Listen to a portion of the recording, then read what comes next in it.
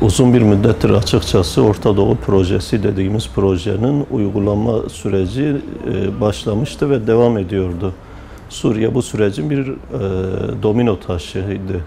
Ve bu domino taşları içinde aslında bu sürecin döşenen domino taşları içerisinde Irak'ın düşürülmesiyle, yani düşürülmesi derken Irak'ın karıştırılarak fiili olarak bölünmek üzerinden coğrafyada etkin bir güç olması ortadan kaldırılmak suretiyle ilk taş olarak düşürülmesiyle başlandı. Yani süreç Irak'la başladı.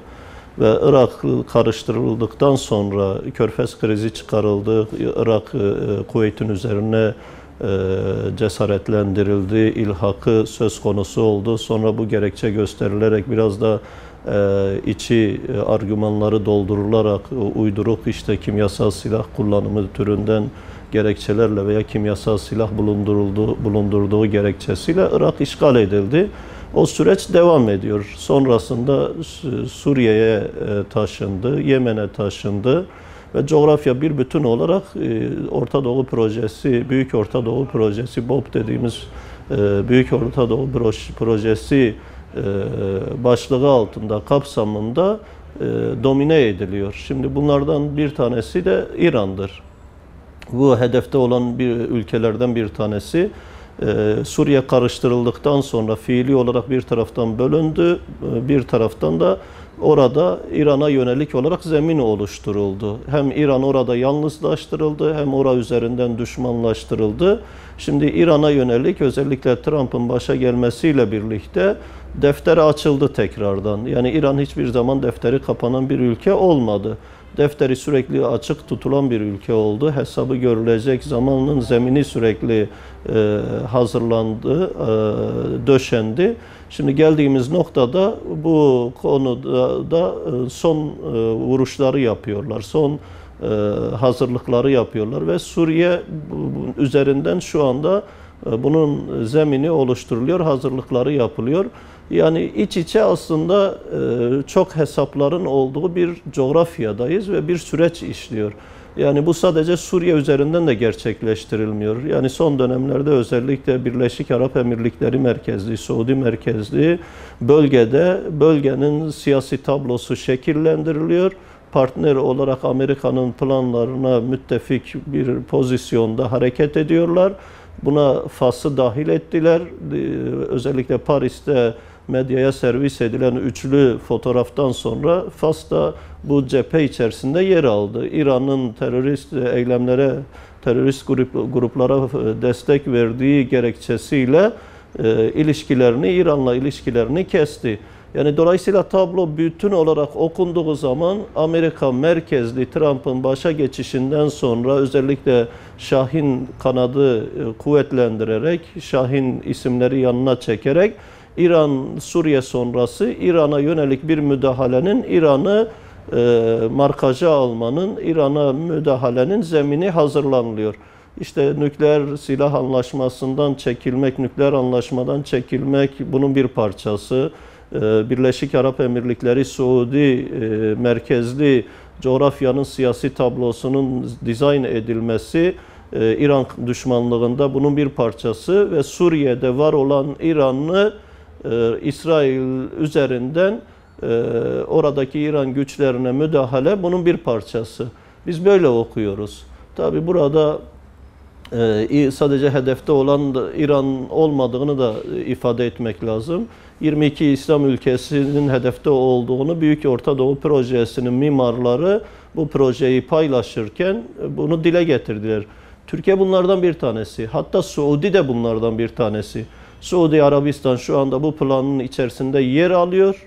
Şu sebeple bu sebeple Amerika ile birlikte ortak hareket ediyor. Ancak Amerika'nın işi bittiği zaman Suudi'yi de karıştıracak ve orayı da bu plan dahilinde şekillendirecek. En bariz örneğiz, Irak'tan bahsettik. Dedik ki bu planın uygulaması Irak'tan başladı. İlk düşen domino taşı Irak oldu.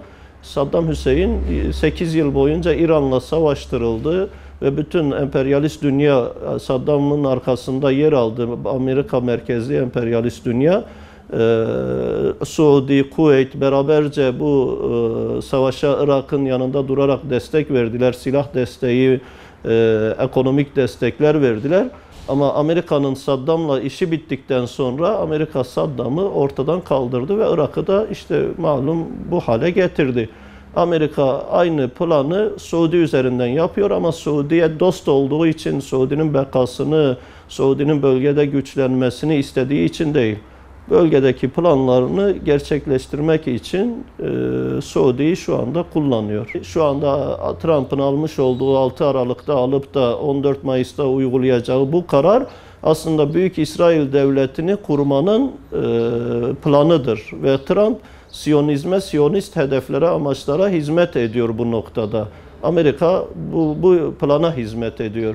Dolayısıyla meseleye biraz da o merkezli bakıldığı zaman Suriye karıştırılırken o karışıklığa müdahil olan başta Amerika olmak üzere diğer ülkeler, Batı merkezli ülkeler, emperyalist ülkeler Siyonizmin bu hedefini, bu amacını gerçekleştirmek için oraya girdiler. Yani Amerika bir taraftan kendisinin varlığını inşa etmek için, bir taraftan da Büyük İsrail Devleti'nin kurma amacıyla oraya girdi ve bu amacı gerçekleştirmek için hedefte olan toprakları İsrail'e müsait hale getiriyorlar. Şu anda gruplar tasfiye edildi. Süreç içerisinde gruplar tasfiye edildi. Kalan gruplar da devletlerin kontrolünde, devletlerin hakimiyetinde hareket eden gruplar, ama şu anda devletlerin artık karşı karşıya geldiği bir Suriye.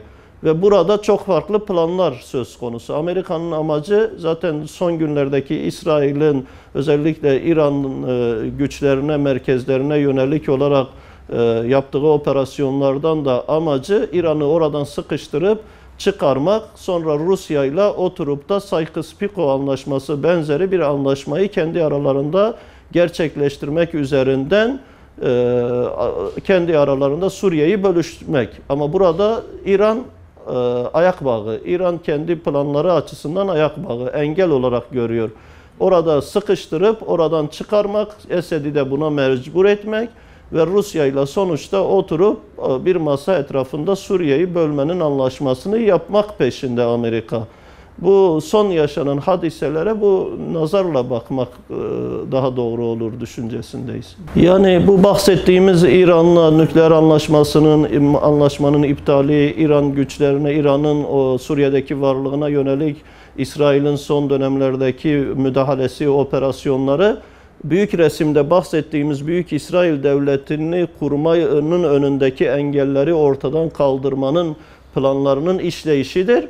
Ama bir boyutuyla da sonuçta bununla ilişkili olarak Trump'ın almış olduğu kararın uygulanma arefesinde İslam dünyasının gündemini meşgul etmektir. Yani bu kararın uygulanacağı 14 Mayıs'ın arefesinde Trump İran'la nükleer anlaşmayı iptal etti. İsrail, İran'ın Suriye'deki varlığına yönelik operasyonlar yapıyor ve İslam dünyasını bu gündemle meşgul ediyor. Oradan yükselecek tepkilerin önünü bu şekilde alıyor.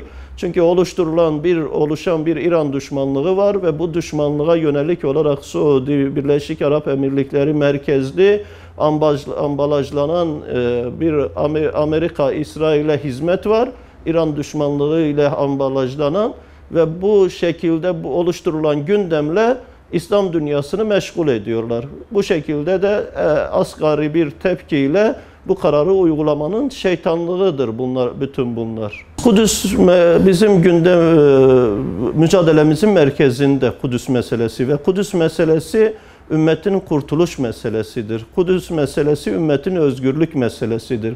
Ümmetin birlik meselesidir. Şimdi baktığımız zaman İsrail'in oraya yerleşmesinin zemini İngilizler tarafından oluşturulurken baktığımız zaman ümmetin ihtilaflarını görüyoruz. Yani 100 yıl önce İngilizler Yahudileri getirip de Siyonist organizeli Yahudileri getirip de oraya yerleştirirken İsrail Devleti'nin kuruluş temelleri ümmetin ihtilafları üzerine gerçekleştirildi. İsrail ümmetin ihtilafları üzerine inşa edildi. Ümmet kendi içinde çekişmeler, ihtilaflarla, iç savaşlarla meşgul edilirken, birbirlerine düşmüşken getirildi. İsrail o ümmetin ihtilafları, çekişmeleri üzerine inşa edildi. Şimdi Büyük İsrail Devleti de 100 yıl sonra tekrardan ümmetin bu şekildeki ihtilafları, çekişmeleri, iç savaşları üzerine kurulmak isteniyor. Burada uyanık olmak lazım. Yaşanan her ne olursa olsun, Suriye'de de yaşanan ne olursa olsun, yanlışlar ne olursa olsun, Şiisiyle, Sünnisiyle, İslam ülkeleri, İslam dünyası bu ihtilafları bir tarafa bırakmalı, birbirleriyle uğraşmayı bir tarafa bırakmalı. Burada kurulmak istenen bir Büyük İsrail Devleti'ni görmeli ve Kudüs'ün İsrail'in başkenti olarak ilan edilme kararı buna yönelik son hazırlıklardır. Buna yönelik son adımlardır. Bunu görmek lazım. Bütün İslami partiler, ülkeler, yöneticileri, sivil toplum kuruluşlarının, İslami şahsiyetlerinin gündemi bu olmalı ve birliğin zemini budur. Ümmet buna çalışmalı. İnancındayız.